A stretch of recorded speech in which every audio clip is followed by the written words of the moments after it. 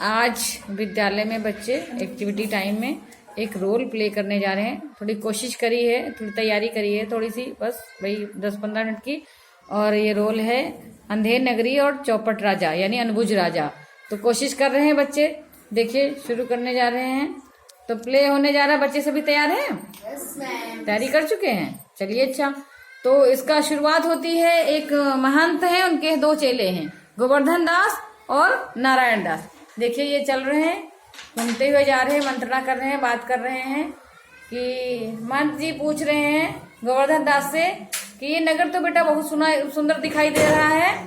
बच्चा, यह नगर तो बहुत सुंदर लग रहा है। देख करके आओ, यहाँ भिक्षा उच्छा कुछ मिलेगी कि नहीं? यहाँ भिक्षा उच्छा कुछ मिले तो भगवान को भोग लगे। भोग लगे और खुद का भी भोग लगाया जाए भाई। चलो भाई, नारायण दास चले जाते हैं दूसरी साइड और गोवर्धन दास ये बहुत बढ़िया चले रहे हैं भाई। दोनों चेले चले भिक्षा लेने को। नगर में आते हैं और गुरुजी वहीं पे प्रस्थान कर लेते हैं, एक जगह बैठ जाते हैं।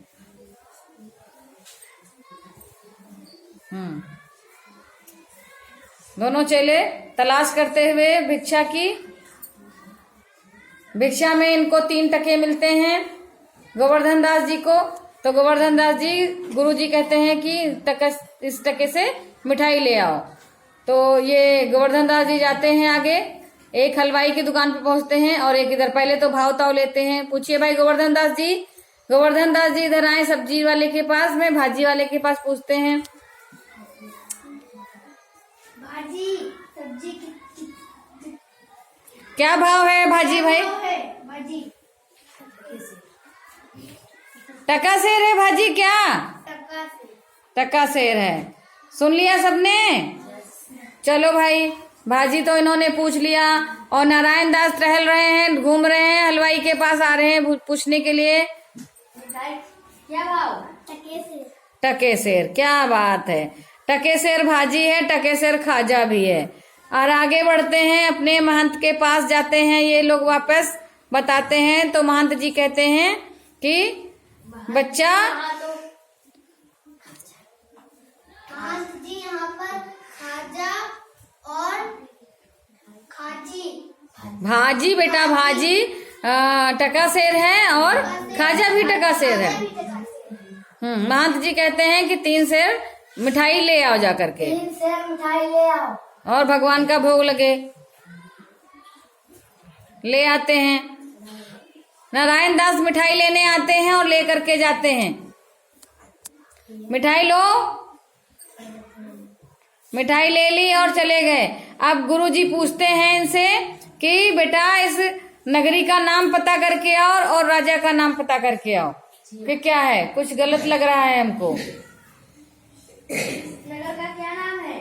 अंधेर नगरी। राजा का नाम? अनबुझ राजा। अनबुझ राजा।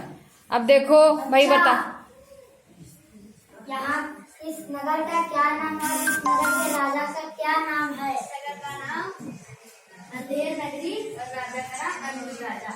अनबुझ राजा। अब देखिए क्या होता है, गुरुजी के मन में संदेह उत्पन्न हो रहा है कि यहाँ रहा जाए या ना रहा जाए। ये जानना चाहते हैं। बच्चा, यह नगर मुझे कुछ ठीक नहीं लग रहा, यहाँ से हमें चलना पड़ेगा। गोवर्धन दास नहीं मानते हैं, कहते हैं गुरुजी हम यहीं रहेंगे। बच्चा चल मेरे साथ, वरना पीछे को पछताएगा। गुरुजी हम नहीं जाएंगे। हट करके गोवर्धन दास चले आते हैं और गुरुजी मिठाई छोड़ देते हैं इनके पास। ये बैठते हैं, अलग चले जाते हैं और महंत और नारायण दास अलग चले जाते हैं। देखिए ये जा रहे हैं, प्रस्थान कर रहे हैं।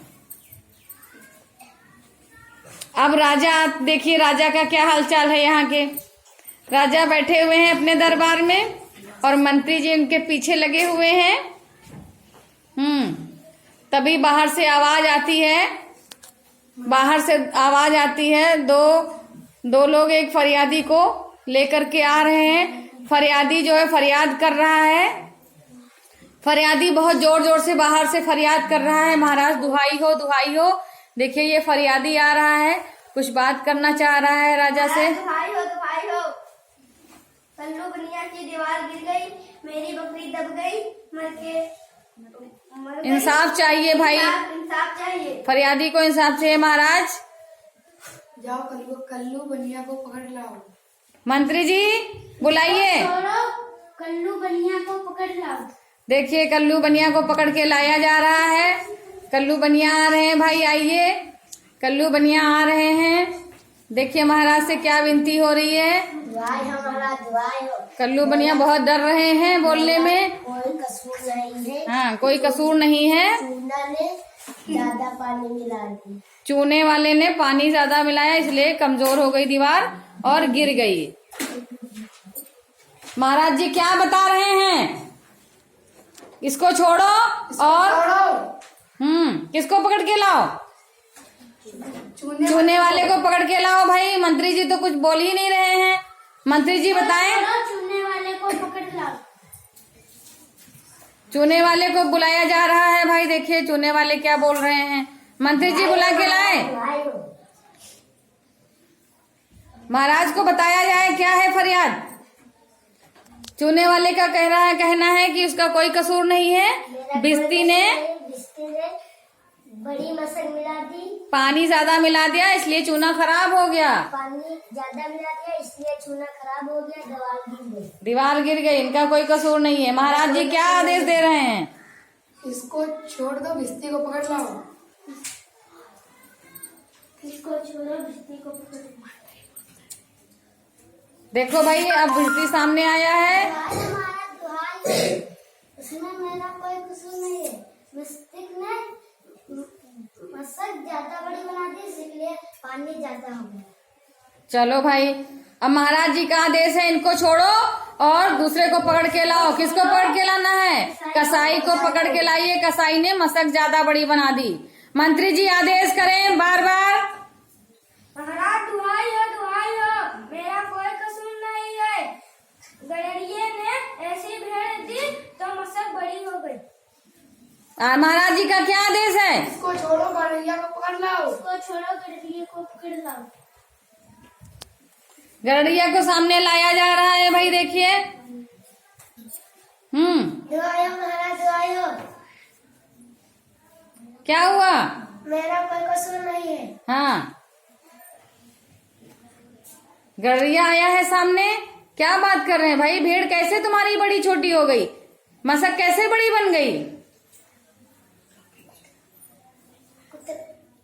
क्या हुआ? उधर से कोतवाल की सवारी आ रही थी धूमधाम से, तो उधर से कोतवाल की सवारी आ रही थी। हाँ, तो उसमें जान नहीं पाए। भीड़ में भेड़ बदल गई। छोटी बड़ी का ध्यान नहीं रखा और भेड़ बड़ी बेच दी, इसलिए मसक बड़ी बन गई। चलो महाराज का क्या आदेश है? इसको छोड़ दो, कोतवाल को पकड़ लाओ। इसको छोड़ो, कोतवाल को पकड़ लाओ। मंत्री जी आदेश करें फटाफट। कोतवाल को पकड़ के देखिए लाया जा रहा है। ये देखिए, ये कोतवाल आए हैं। दुआई हो महाराज, दुआई हो। मुझसे बोलिए।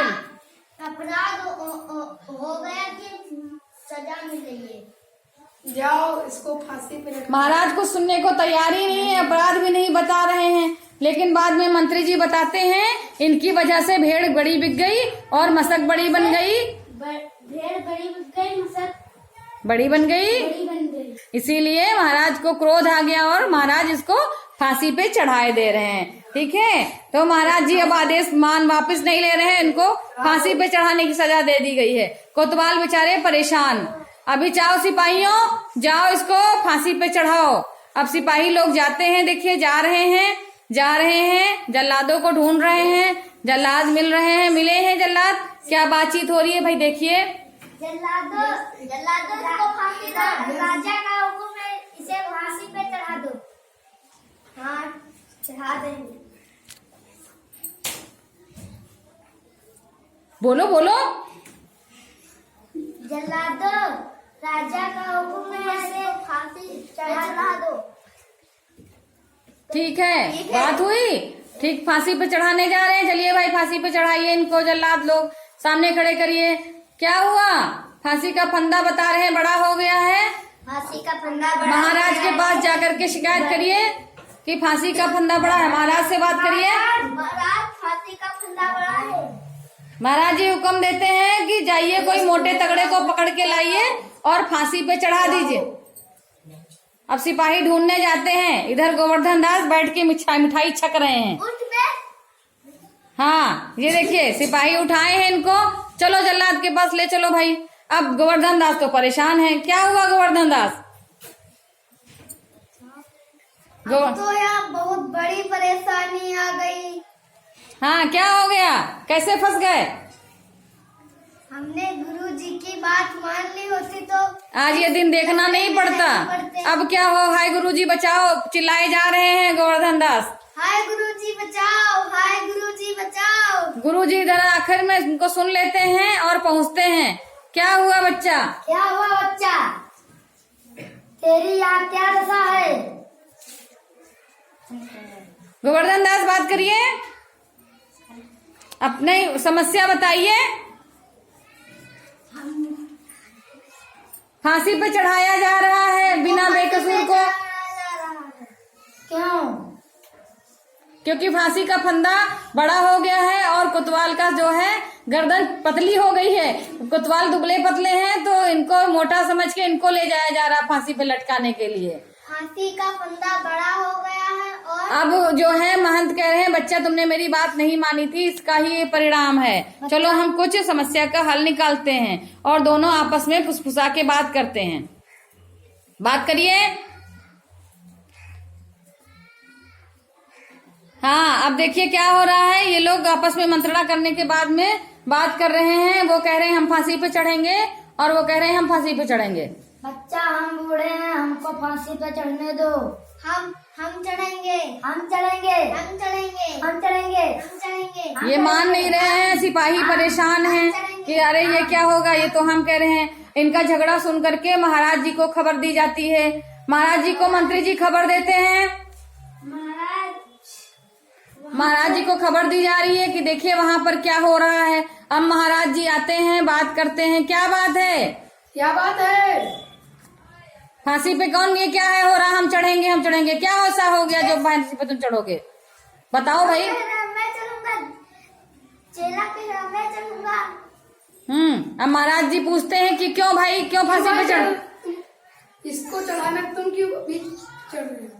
महाराज इस समय ऐसी शुभ घड़ी है। महाराज इस समय ऐसी शुभ घड़ी है कि जो मरेगा सीधे स्वर्ग जाएगा। अब महाराज जी की तो आंखें खुल गई। अरे ऐसा है तो भाई फांसी पे तो हम ही चढ़ेंगे। हम चढ़ेंगे। महाराज जी का जो है सिर जो है वो हो जाता है कि नहीं फांसी तो मुझे चढ़ना चाहिए क्योंकि मैं बड़ा हूँ, मैं राजा हूँ, फांसी पे मैं चढ़ूंगा। महाराज जी मान ही नहीं रहे हैं तो सभी लोग पीछे चले जाते हैं और इस तरह से जल्लाद भी पीछे हैं और ये भी है। फांसी पे जल्लाद राजा जी को चढ़ाने के लिए चल देते हैं। सिपाही इधर किनारे हो जाते हैं और सभी लोग राजा जी को फांसी चढ़ते हुए देख रहे हैं। देखिए सभी लोग खड़े हैं और नाटक यहीं पे ओवर होता है। सभी लोग